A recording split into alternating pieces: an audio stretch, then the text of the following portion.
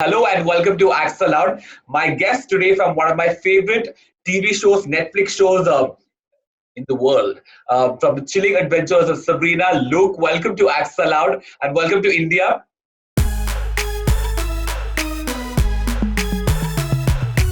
Oh, thank you so much. I bloody love India. I've always wanted to go, so it's so great to be talking to you.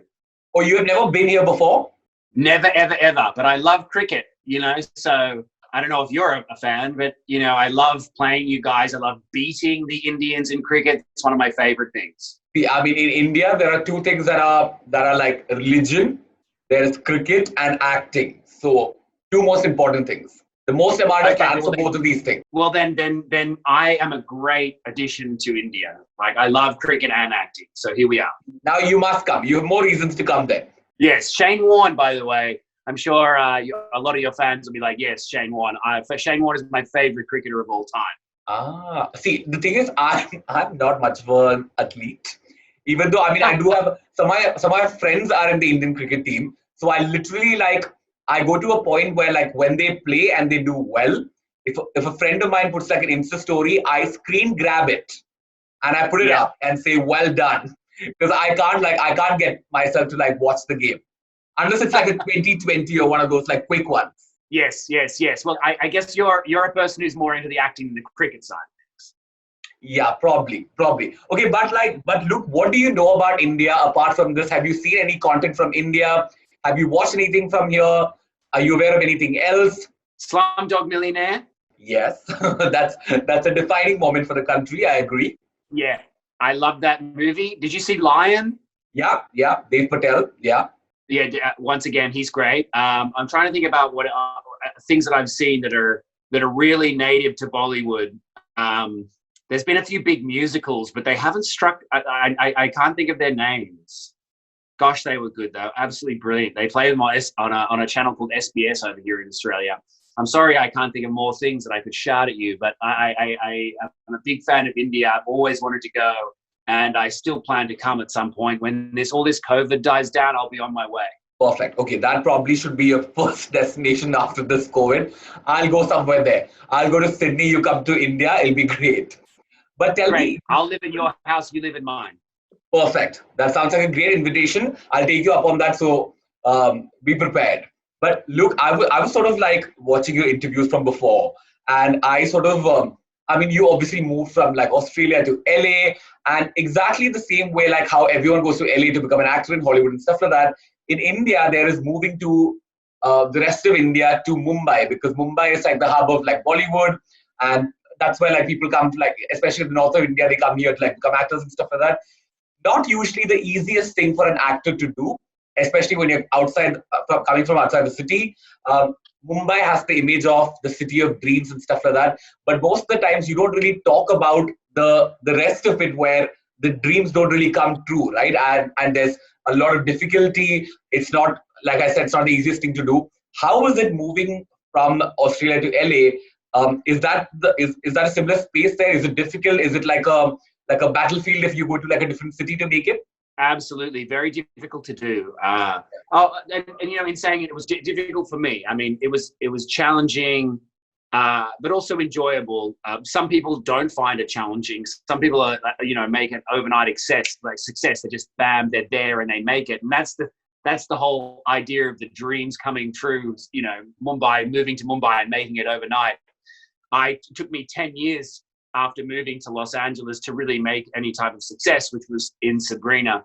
But yes, mostly what people talk about when they talk about your dreams coming true is that they're talking about that idea that it's called survivor's bias.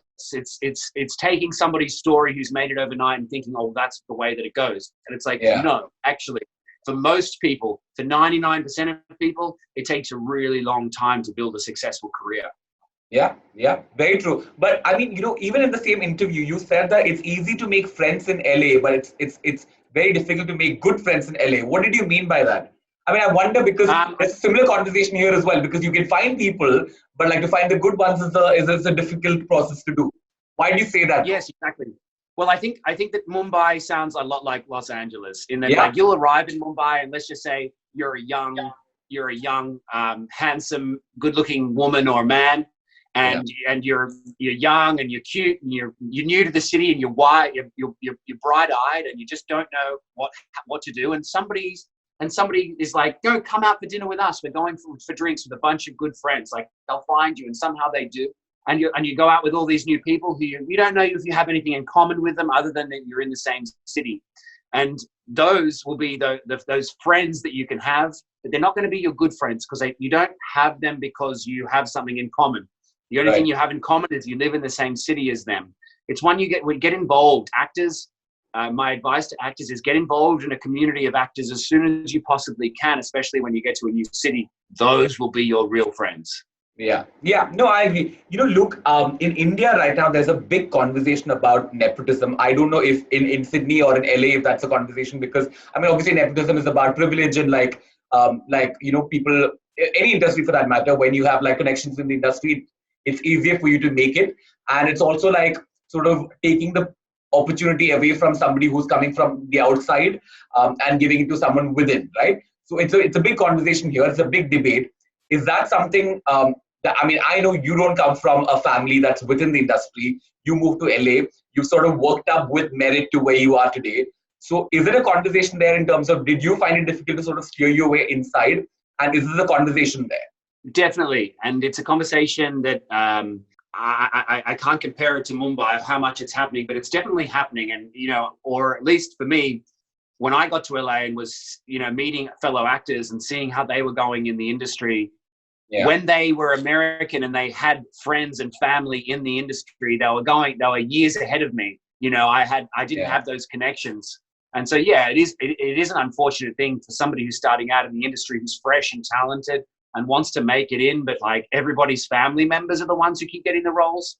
It's a very difficult thing. We should fight against that as much as we possibly can. But at the same time, part of the reason that I got success was because I knew the casting director from years of coming in and doing good work for him. Right. So it wasn't nepotism. It was through knowing somebody, which, you've got to build those relationships. You don't have to suck up to people, but you do have to build those relationships. Yeah. Once in a while when you have to do that, the whole conversation is about you have to network well, right? You have to know how to network, you have to build those relationships and you have to build connections. Sometimes does that make you worry and irritable when you think, oh, why is it not happening on the basis of merit then? Yes. Yeah. The meritocracy debate is a big one, especially right now. It was is the best person getting the role, or is the person who's closest to the producer getting the role, or and that's a difficult thing. My advice would always be to be yourself, because I think that people can smell when somebody's trying to network. Whereas I'm trying to just be myself and enjoy company of other people. And if that person happens to be a producer or a casting director, so be it. But I'm going to stick to being myself. I'm not going to pretend to be somebody else in order to, And so I think that's my advice. I think that people can smell fake. So stick to being yourself.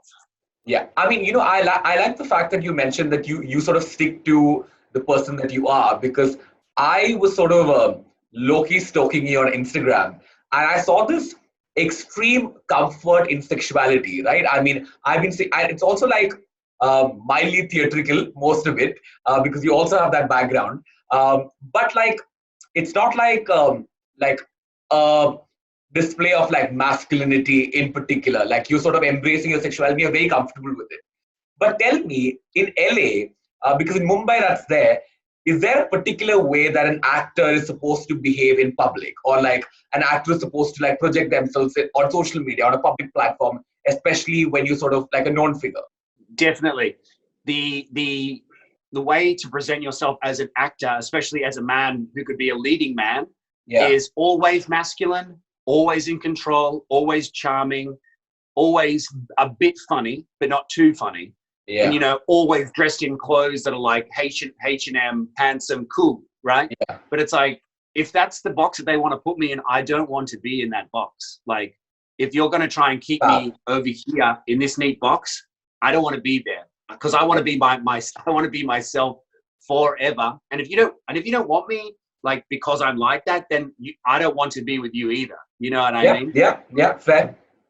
Yeah, but Luke, did you get to this point over the years, or were you always like this? Because right now, I mean, you're doing well. So it's sort of like, it's great to say that, oh, now I'm comfortable, I'm mature enough to say that, I mean, this is who I am. I'll embrace this, and you have to too. But did you have this confidence when you started off as well? I mean, the way you put out content on Instagram today, I also know that the people from Sabrina also saw your Instagram and they were very impressed by what you were doing there. But did you have this confidence of putting stuff out like this even in the beginning? I did. I had it well before I booked Sabrina. I've always done it. It's just because as an actor, you don't often get to act. It's a strange kind of art, because a painter just needs a blank piece of paper or, you know, a blank canvas and they can work. An actor needs other people. They need a camera. They need something else, you know, an ability to put the content out there. And so I was always keen to act and always keen to get stuff out there. No, this isn't like a thing that I'm doing now that I've kind of made it. I've got some say in the industry. No, this is me, and I'm just gonna. I can't help but do it. If an agent or a manager told me I should not do it, I would have to like respectfully disagree. Yeah. No. I mean, it looks like it's you, and you've always done it. So that's great. But tell me, I also know that the character that you played in Sabrina, which is the devil, the Lucifer, I know it came with a lot of praises. You also sort of like had your vain moments where you could sort of show your body off and like had those smoldering looks and stuff like that. Tell me what's been like the response on social media. What are the kind of thirst comments that you're receiving on Instagram? Yeah, people ask if they can be the loincloth. You know, the loincloth that I was. Oh, the first comments are real, mate. And then once I did, you know, the wrestling scene with Gavin, people were like, "Are you inside of Gavin? What's going?" You know, because we were literally, you know, that's the guy. Yeah. So I mean, that's going on. But how do you deal with the other part of it? Because I mean, this is obviously, I mean, tongue-in-cheek humor. You can deal with it. There's also a lot of love. But what about like the hate part of it? What do you do? Do you ignore it? Does it? I mean, do you let it affect you? What do you do? You know what?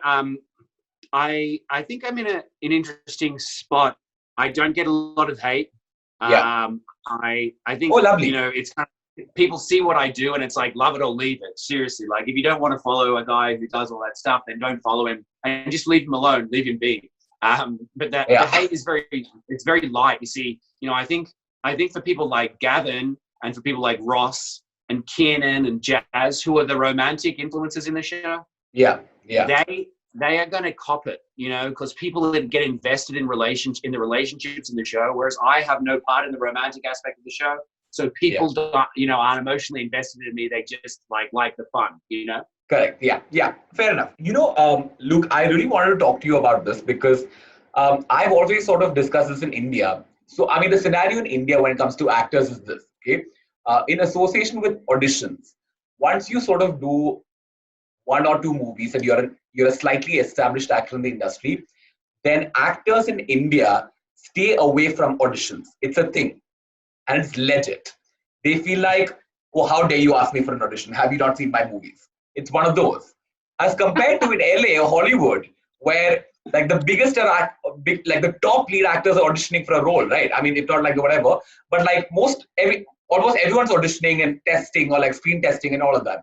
Why do you think you're very comfortable with like auditioning, even though your work is out there?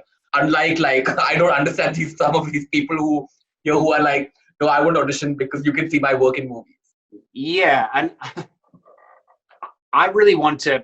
There's a part of that I respect because I really want to get to the point where I don't have to audition anymore. I don't enjoy auditions. They're not a fun thing. They're not a great way to show how good of an actor you are. You're going to be a better actor when you're comfortable and you're on set and you have the job. You're not going to be as good in the audition room. However, it's a necessary evil, and you got to get good at it. It is funny going into auditions and seeing people that you recognize and going, I can't believe that you have to audition. You know, I guess I really want to get to a point where like I am that well known. I'm not that well known yet. You know, I feel like I'm at the bottom of another ladder. You know, I got to the top of one and now I'm just at the bottom of another. And so I've got to get well known in the industry to the point where like people are like, oh, of course I know Luke. I know his shtick. I know what he can do. I think a lot of the time when I go into an audition, I've got to show them some other part of me that they haven't seen yet if they know my work in the first place. Yeah, fair. Yeah. Yeah, cool. We have to talk about the fact that there is this uproar about Sabrina not being picked up for another season, right? And I'm seeing like the save the show with the hashtag being save CAOS trending everywhere. Yes. Even when we put out that story asking people to send us questions, there were so many questions asked me to ask you about what do you think about the hashtag trending and all of that. But why? What makes you think that the show is not getting picked up for another season? Is that something that's shocking for you? Did you just hear it all of a sudden? It Netflix tends to do 4 seasons of a show and then they cut it, right? And so whilst it did surprise me, I'll be honest, because I think it's one of Netflix's best shows. I think it's clearly one of Netflix's best selling shows. I love it. I love it. Right. People love that show. And the fans are rabid. I don't think you would get the same amount of fans that you would for, say, Warrior Nun or something like that. That's a new show, so it's not fair to compare them. But Sabrina has this huge following, so I don't know why you would want to cut it at this point. Let it keep going. Like, let people continue to love it. Yep. All you've done is upset a fan base. But whatever. So Netflix has got to make the right decision for them. The other thing is that we're dealing with coronavirus, of which that's really messed up the industry. Maybe people don't have as much money to put things towards another production, or maybe there's an issue with going back to the studio we were I have no idea. It's well above my pay grade. But I do feel people's anger, and I think they have a right to be angry because they were invested in a show that's all of a sudden being cancelled for because it seems like, because of coronavirus, they really wanted to see the end of the show like properly done, tied up with a neat bow. They don't feel like they'll get a chance to see that. But I say that we've got a great season coming out. Like, I loved working on this last season, and you just don't know what's going to happen in TV, mate.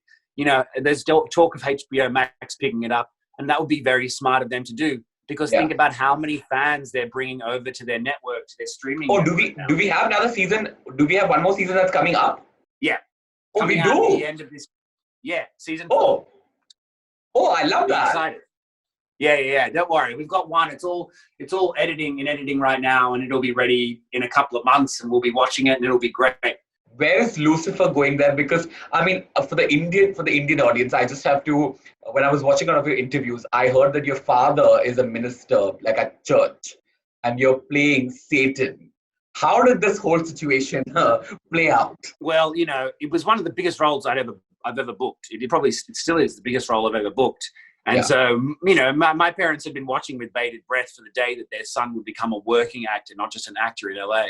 And so when I called them to tell them that I'd booked this big job and that the job was playing Lucifer, well, my dad was happy, and my mum was too, because they were like, good, you're a working actor, but they're also like, yeah. And then they watched it, and Dad said, your acting has improved greatly, well done. And Mum was like, yep. She wasn't such a huge fan, mate. It would just be funny if he told you one day, God bless you. Yes, exactly. I think that, there is an aspect of some religious people not really enjoying the whole witchcraft thing. But the truth be told, that the theater was always like, people were playing God, people were playing the devil, people were playing all these types of gods. That's how theater began. Yeah. And so we have to go, let's relax. Like, it's an ancient art, and we've always been playing the devil and God. Relax, Yeah, I love the show. Whatever you say, guys. It's amazing. The whole cast is fab. Forget everything else. They look great. Just watch it. I know, they're beautiful. Everyone's fucking hot in there, so just watch it. Yeah. Including you, Luke. The compliment goes to you. Thank you. Well. Luke, also congratulations on the pregnancy. Yeah, mate. Proud of you. Well done. Thank you. Yeah, it's good to be fertile. Yeah, that's true. I don't know as yet. Haven't tried. Yeah, you could give it a shot. I never know. But when are you expecting, though? November 15, we're expecting a boy. Oh, love that. Congratulations. That's crazy. Exciting. But I will talk about this because, sorry? My life is about to change in such a big way. Yeah. Do you have those annoying people around you now who who's already have had babies before, and like, this is how you do it, this is what you should do, these are the books that you should read and all that? Oh yeah, a lot of that. However, it's not so much people like ramming down your throat what they think you should do. It's more actually that they tell you like how hard it is all the time. Yeah. You knew it was going to be hard. Why do you have to keep on telling us that it's so hard? You never get to sleep, and it's just always, you're always working. It's like, can you just have a positive attitude about this?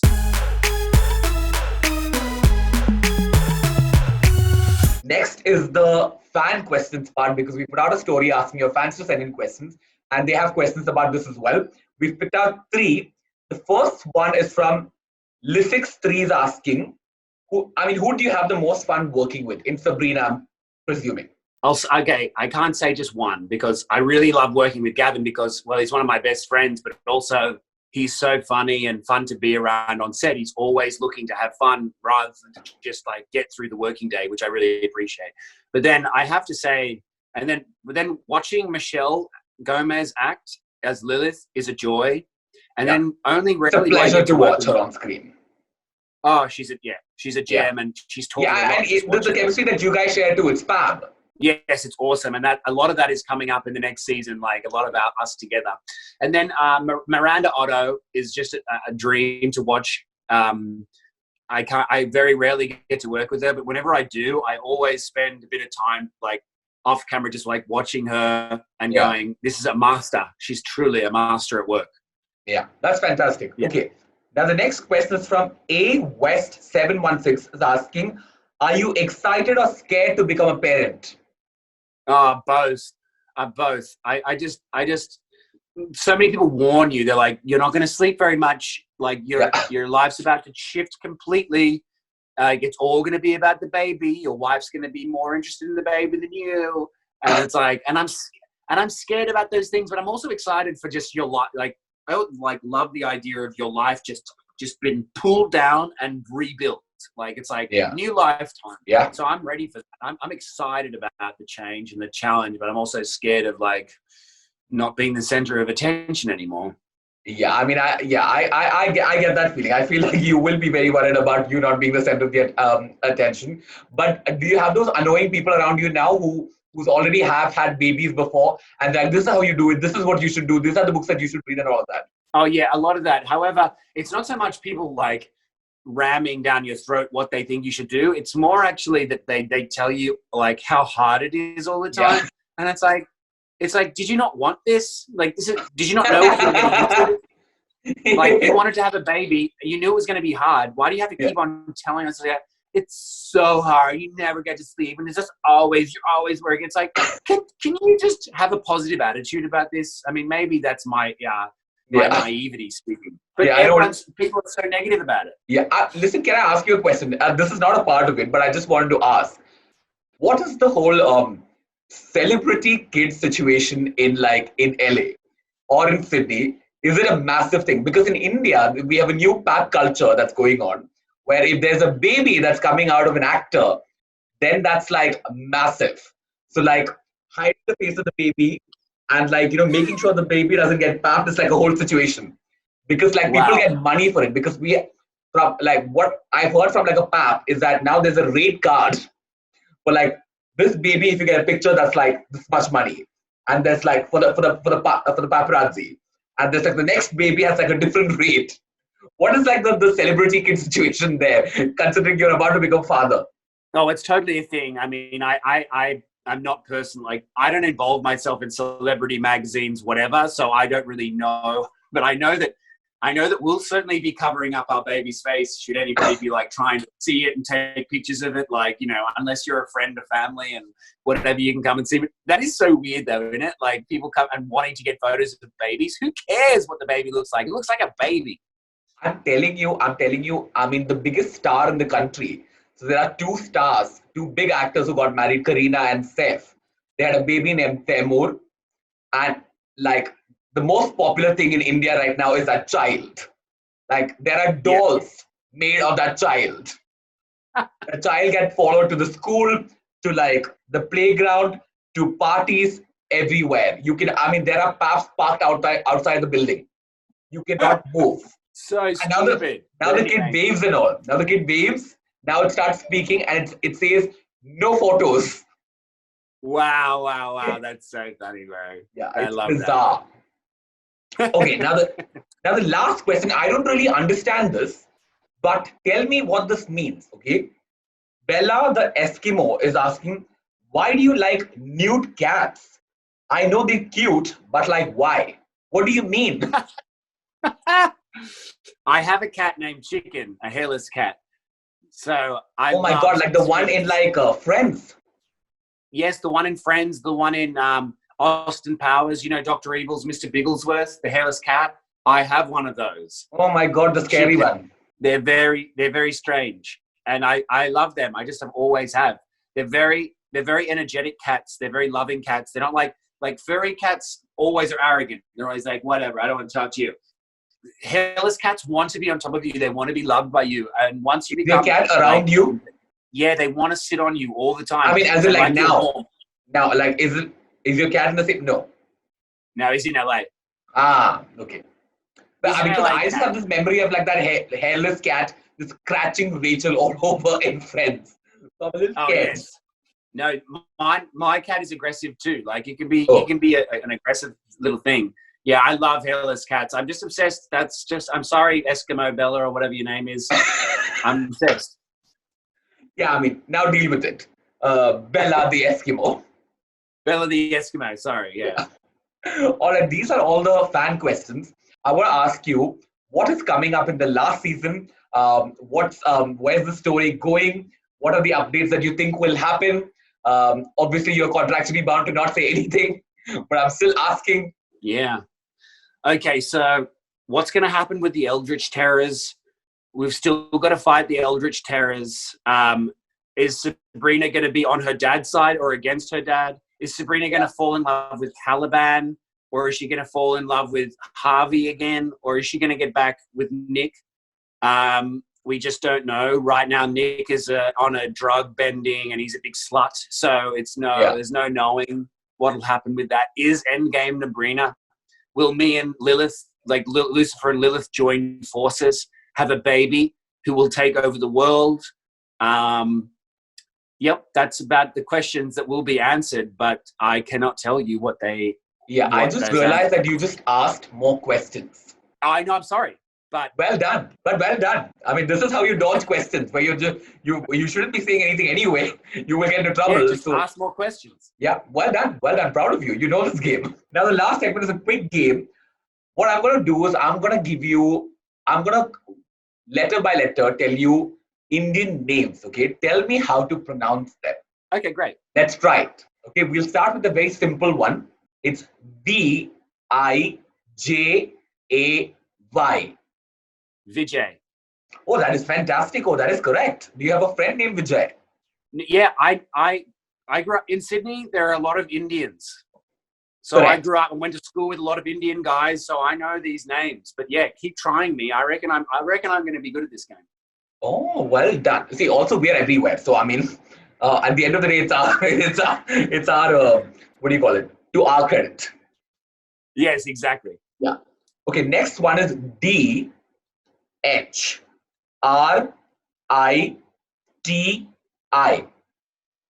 Was it D-I? DHRITI. Dreedy. See, now this is where you're missing out. Because where did the H go? DHRITI. Dreedy. It's Driti. Dreedy. Yeah, the second one. Dreedy. Yeah. Oh, well done. Oh my God, That's not bad. Yeah, you're good with accents. Not bad, Luke. Yeah. Well done. Okay, let's try another one. This one is ANUSHKA. Alushka. Say that again. Spell it for me again. ANUSHKA. Alushka? Oh, that is correct. Oh my God. Anushka. Yeah. Not bad, Luke. What is this? I'm actually quite annoyed. I was hoping that you would get a few wrong. No, well, you know what? I reckon I've always been kind of good at pronouncing like last names of Indian guys I went to school with. I could see a name and pronounce it, like long ones. I went to school with a lot of Sri Lankans too, and I was always good at the, Pararaja Singhams, and I was always good at pronouncing those names. But I'm gonna give you the last. What did you say? Sorry. No, I'm ready. Okay, I'm gonna give you the last one. This is my like trump card. Okay. It's a difficult one. Okay. Do you have like a pen and a paper by any chance? Is there somewhere? You might want to write this because it's slightly long. 1 second, I'm gonna get this. Okay. What is it? CHOKA. K. Yeah, LINGAM. Chokalingam. That is not correct, but yeah, around the same area only. You're good at this. Okay, so but it's CHOK, like K for Kelly. Yeah. ALINGAM for Mary. That is correct. Yeah. Chokalingam. No? Yeah, it's Chokalingam. I mean, pretty much. See, yeah, it's good. This is very annoying. Look, you're getting all of this almost correct. I was hoping the only one that you said was like gritty, but otherwise you were perfectly fine. No, I want to say the emphasis on the wrong syllable. Chokalingam. Yeah. I mean, I want to say this is an official certificate that I'm giving you. You're fully prepared to come to India whenever you want. You will be comfortable here. I know. I would love to do that. You will figure it out. Thank you so much, Luke, for coming on Axolotl. This was a great conversation. I loved it. I'm glad that you're one of those people who are sort of. I mean, you're really good at what you do, and you have a social media persona that's very strong and also vulnerable at the same time. I love that. It's not very often that you find something like that. So I really want to have this conversation with you. So that's great. Is there something that you want to tell your fans in India? I love you. I want to come to India so badly. I love when the Aussies beat the Indians. I think Kohli is the most annoying cricketer because he's so good. And I really want to come. Virat Kohli is the most annoying cricketer because he's so good. He's so good. But okay, I really want to come and act in a movie in India. So you guys let me know whenever you're ready for me and I'll be over there. You have to. We have to make this happen. I'm gonna make sure this happens. You in a Bollywood movie is very important. You can be, I mean, there are multiple things that you can do. We are gonna be in touch. Be in touch with me. Let me know. Thank you so much. I'm gonna bring my baby over there and you can take a picture of it. You personally can take a picture of it and sell it to the paps for lots of money. Done. Okay, Luke, right before we end, there's something on Axolotl that we do. It's called the Axolotl Virtual Hug. You might have to keep your phone down for that because you have to extend your arms. Just pretend like you're hugging. That's all. Okay, the wide arms part. Yeah, because they take the screen grab. Got it. We got it. Thank you so much, Luke. Please take care. Oh, mate, such a pleasure. Talk to you soon.